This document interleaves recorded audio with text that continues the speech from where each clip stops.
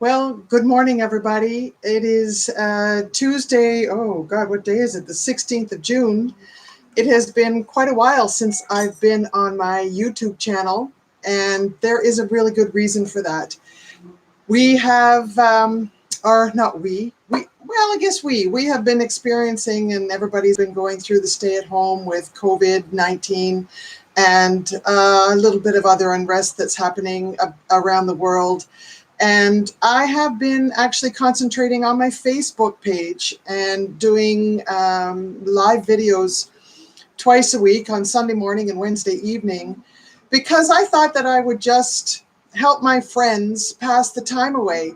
And it has been a learning experience for me doing these Facebook videos. Some are very long-winded, and I don't really like to keep YouTube all that long. What I have been sadly neglecting, though, is the dog dish that you saw me make. You saw me put the decal on, and then you saw me trim and decorate the rim. So this morning I was watching a YouTube video by a fellow by the name of Vaughn Smith, who is in Nova Scotia, Canada, and he's one of the potters that I follow. And I just like his calm demeanor. I like his instruction process. Well, there's lots to like about what he does. Anyway, in one of his videos that I was reviewing this morning, he mentioned me. Anyway, he gave a nod to Yaba Pottery, and I'm sorry it's backwards, and I will figure that out. I have to somehow flip it. I figured it out on Facebook, and now I'm going to have to figure it out on YouTube. So I'm sorry for my Yaba Pottery being backwards. And this is my right hand, not my left. So, but for this purpose of this video, it won't make any difference. Anyway, Vaughn mentioned that he had a new subscriber from Jamaica and Yaba Pottery, and that was me. And what it caused me to do was to go back and visit my YouTube channel.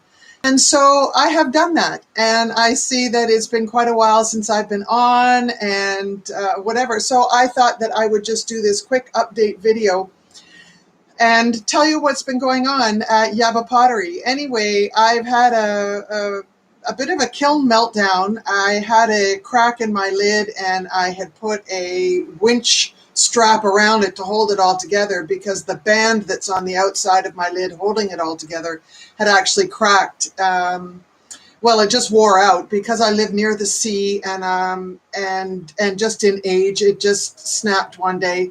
So I used this winch strap to hold it all together, and one day I decided to take off the winch strap, and in doing so, the kiln lid completely collapsed. So what I ended up doing was thinking that it was probably time to get a new kiln and update and whatever. So I actually did order a new kiln. And then I found out, well, it's not going to be ready until middle of June, which means that I probably won't get it until the middle of July. So I went ahead and ordered a new lid, and I have actually installed that. So there's my kiln, and there is my new lid. And because of that, of course, I have not been able to do any bisque firings, any glaze firings, or whatever.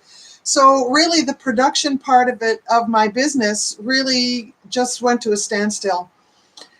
I have been doing my Facebook videos, and that's all this work that's over here. And these are pieces actually that I have bisque fired and are waiting the next process. I've done some decorating. I have all of my underglazes here beside me, and I have been busy decorating them. I can show you one of them. And anyway, so I have been learning while I have been doing this.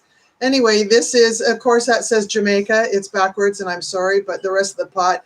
So these are the things that I have been doing in the interim while I have been waiting for my lid to arrive, which it did last week. So I got some bisque firing done. So now let me go back, and let me go back to my dog dish, which is really the focus of this series of videos, part 1, part 2, and now this is part 3.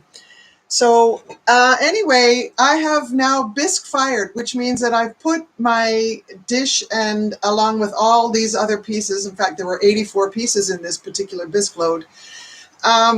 Anyway, it is what they call the first firing, and that is so that I can get my bowl so that it is glaze ready.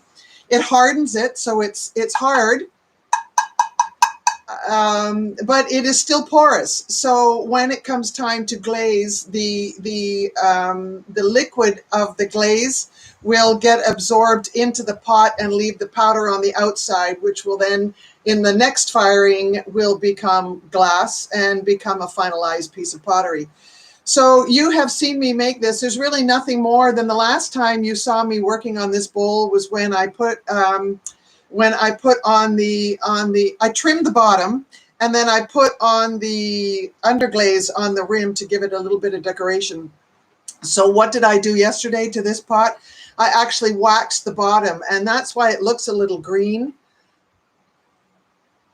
And that is the wax. That's just food coloring in the wax so that you can see where you put it, but it will burn off, and there will be no evidence of it when I fire my pot.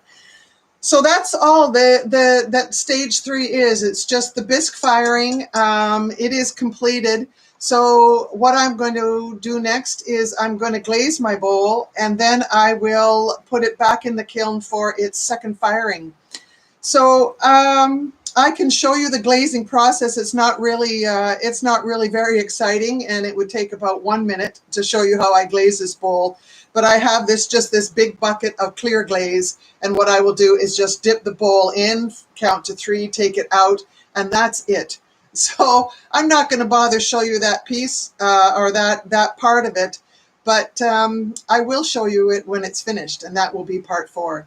So thank you very much for watching. I'm keeping this short. If you want to see any of my other videos, you can go to my Facebook page at Sally Roper, and I have a lot of videos. I probably have about 25 or 30 videos that I did over the course of the stay-at-home.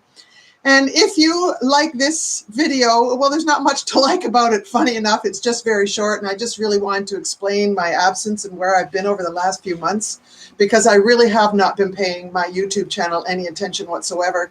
So I've told my Facebook subscribers that I'm going to slowly move over to YouTube, and I'm really excited to be back because I can reach a wider audience.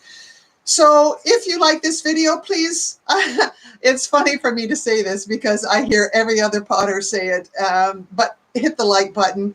And if you want to follow some of my antics and some of the things that I do in pottery, I am just a hobby potter. I'm not educated. I didn't go to school for it.